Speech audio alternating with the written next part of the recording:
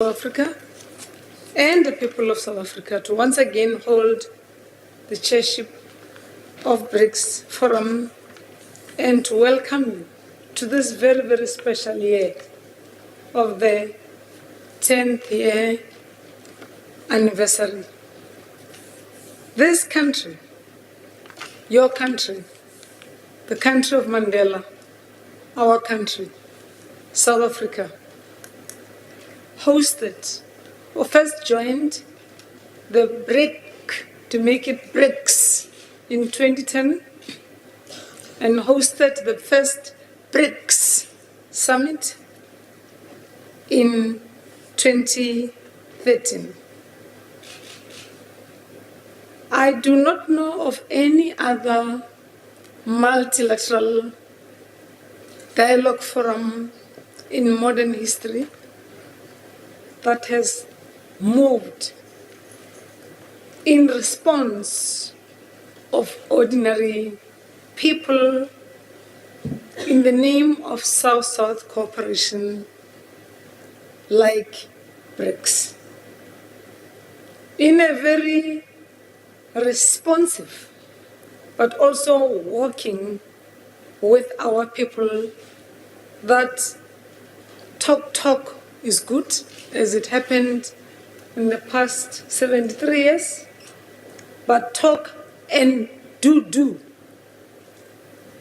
It's also possible because BRICS has achieved a lot since the formation of the Bretton Woods institutions, since the United Nations. I don't have to go into the list of the achievements that our Sherpa had gone into already, save to thank you very much that this was not just 2.5 days or 3 days of just enjoying the sights and sounds of Mother City, Cape Town, but that you also found time to truly reflect if indeed we are about the people we claim to represent outside this room. This is 2018. So we are faced with old challenges that were left by the Second World War, be it peace, security, and development, but largely development. What has changed since 1945? We just have more people. Actually, we have more educated people. The more they get educated, the more the goals shift for them to find a means for a living, not just jobs. A means to be respected as human beings. We have got more people than we had in 1945. What don't we have?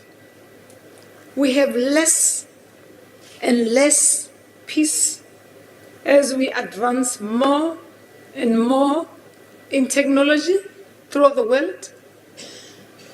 We have developed, I guess, more sophisticated gadgets to kill people faster than to keep them alive. That much, as much as we wouldn't say it outside this door, it's what is actually prevailing at the moment. Lo and behold, I'm not a very, very old woman, but I'm not young. While we were talking about how we are still very keen to make a difference as BRICS, and that we are making a difference, we also now have to grapple with the fourth industrial revolution. The fourth industrial revolution would not wait for the uneducated village child in some corner of a village somewhere in one of our countries, but has to catch up with the reality of today. The little I know about this fourth industrial revolution is you can have a building this size, this beautiful, without the hand of a human being, and it's okay. When we have more and more people who are yearning to make a contribution and earn a living and be respected for that. BRICS had made things different. BRICS has given the voiceless masses of our people who make more than half of the population of the world have been given a voice through you, through BRICS. So what does it mean? That the world that is unequal, that's poor, that's unemployed today, still seeks solution. That's voiceless from BRICS. So the more we make fast-paced results or output, the more the voice of BRICS is demanded for. Let me not go too far before I take this opportunity most heartily on behalf of our President to thank China for a very well-organized, well-thought-of, very practical Xiamen Summit. That Xiamen Summit was not only well-organized in terms of logistics, but in terms of content. That when we all left the place, we were all asking ourselves, what is it that we all want to bring to the table? What was different is because it was in China. Some say the biggest economy in the world, some say the second biggest economy in the world. So we shall leave that debate open. China? Still a developing country. We agree. And we had the honor to also agree to become the next host of BRICS 10th Anniversary Summit, which will start on the 25th to the 27th of July. For us, these are not just annual meetings, I think. As one of the very few women in the room, I need to say that whether we speak in Chinese or in Brazilian, Portuguese or in Hindi or in Russian or in Zulu or I have mentioned Hindi, I still have to come across Mandarin. I still have to come across a hungry person. I'm being respectful. Who, when hungry, looks and is looking for food, looks out for the father. They all ask out for the mother, starting from a newly born baby. But when it comes to decision making, we think these people don't know how to do things. They should rather sit at the back or they should find space somewhere. So I am saying the problem of patriarchy, please don't feel shy. It is not your problem. It is a societal problem. It is in developed countries. It's in developing countries. So it's not a nice to have. It's a good to have. The partnership between men and women. So therefore, while amongst your suggestions, Sherpa, Professor, you mentioned that you think we need a standalone business forum for women. I beg that it does not then get them into some corner where they must discuss women's things and discuss small-scale business. that big business can only be discussed by big boys, but that they are on the main table, but also deal with special issues that only women understand. If I understand you that way, I agree with you. Secondly, the take-homes. I think this is my first take-home.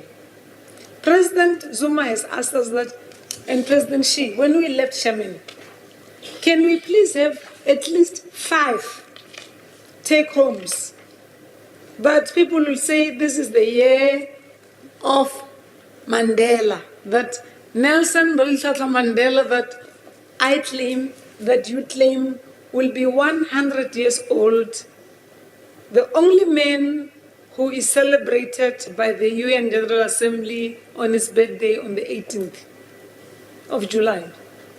We will say if he was alive, he would say indeed South Africa is free. That indeed the developing world, Your Excellency, China, is free. In reality, we are not. Because majority of our people are still yearning for freedom. I am not unappreciative of the good things that BRICS has done. I'm saying since Bretton Woods institutions, this is the only other forum that has been formed by developing countries that can show results, tangible, not spoken about, not with finesse documents, but with real agencies that are alive, that people feel the contribution thereof. I can quote here the BRICS Think Tanks Council. I can quote here the BRICS Business Council. I can with pride also, and dignity and humility, say the BRICS New Development Bank is alive. And this has been accomplished in less than 10 years. So when we say we can do it, we have done it, and we will continue to do it, and we will continue to practically finesse it. But it's going to take us, and not only us. I'm coming to the second take-home. President Xi and His Excellencies, heads of states of BRICS, requested us to look at a matter of BRICS plus dialogue. Which are these countries? You don't have to conclude now. Make proposals that now that we are no longer just a BRICS plus outreach of a hosting country. In the last meeting of the Ministers of International Relations and Foreign Affairs, we agreed that we will have a BRICS plus, then and then thereof countries of outreach. But the BRICS plus would be maybe an advancement towards a full-fledged membership. But we can't just say, come home, welcome, you are our member. But who are these other corners of the world that we have not touched on? That peace you spoke about, and security and development of the future in a very, very complex 2018, which is not promising to be better. I don't know how June 2018 will be like, but how do we make sure that all the corners of the world and all the voiceless people who look at BRICS and say, here is an alternative voice, that we solidify as our take-home the BRICS plus, and give our leaders a basket of countries that they could sit in their corner and say, from now onwards, these ones will be with us, even if they are not necessarily as yet full-fledged members of BRICS. The bank has to practically reach out to the developmental issues. The new development bank of BRICS, I'm happy they're here, but it must be about development of our people. That they become food secure, yes, that we become and we are the industrialists of the future, and that we can do things ourselves because we can. I was a young ambassador in India when some fields or some places were as good as maize fields I see in my village. And today, the headquarters of Google is in Hyderabad, if I'm correct, unless it has changed. It all started with Silicon Valley using the brains of people from India and built a Silicon Valley in California. But things changed. So it means we can think. We are not only part of the future, but we are indeed the future. I think this is the next take home. Food security, our contribution in the fourth industrial revolution, the way we know how, which is led by ICT.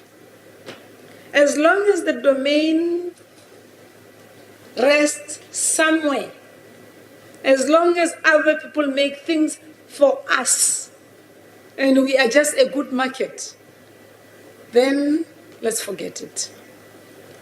The last, and I'm happy you mentioned this, Prof, the peace and security. I don't know if there's anyone in the room who disagrees.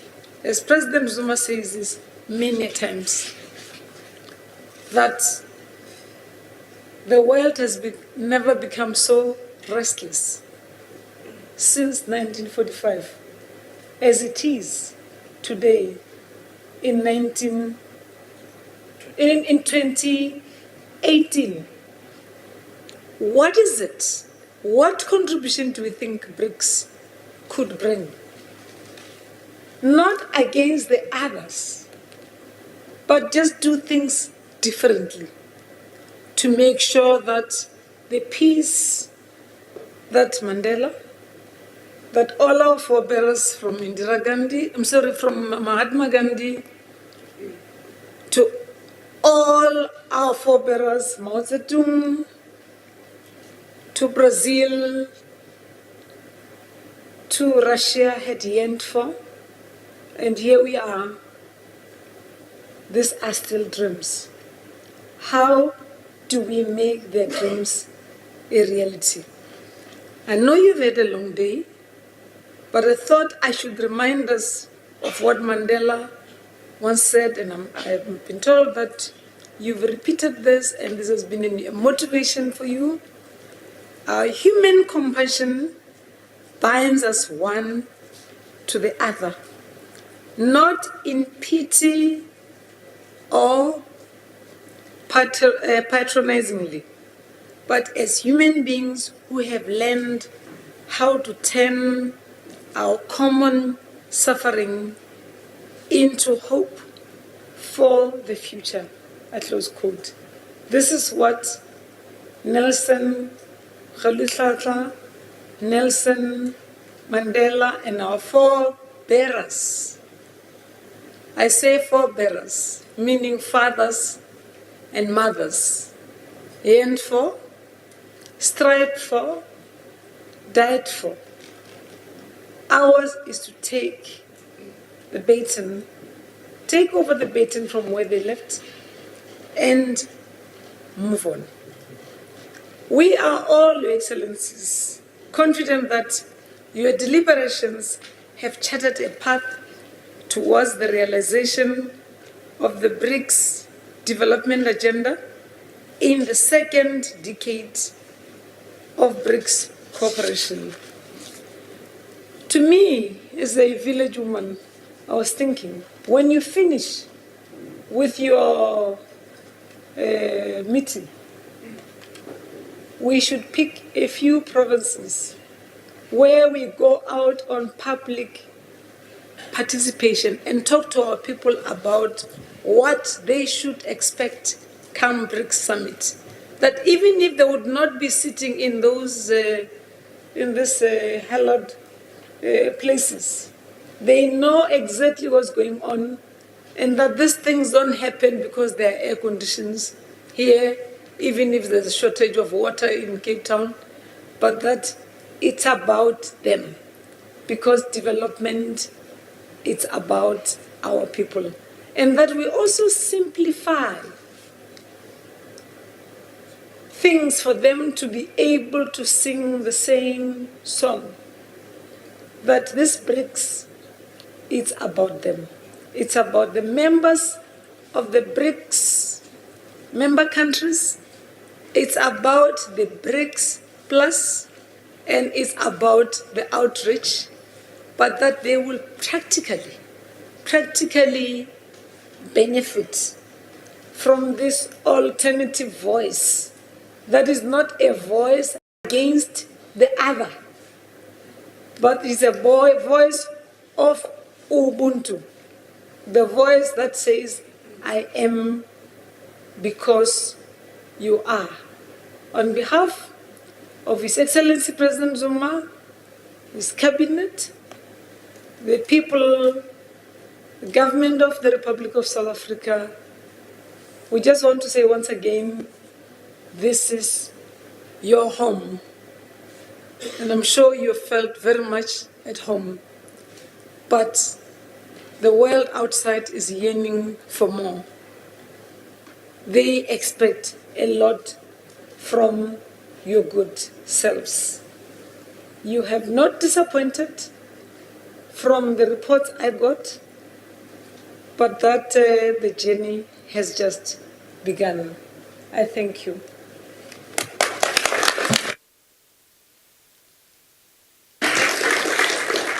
Thank you, Minister. I think I speak on behalf of all of the Sherpas and Sous Sherpas here to express our deep gratitude and appreciation for your guidance and words of wisdom that you have provided this afternoon to us in order for us to be further stimulated and to take forward the excellent cooperation we have. I think you have sounded out some key areas, especially the focus of major tangibles and takeaway that should form the basis of our cooperation, and we will fully embrace that.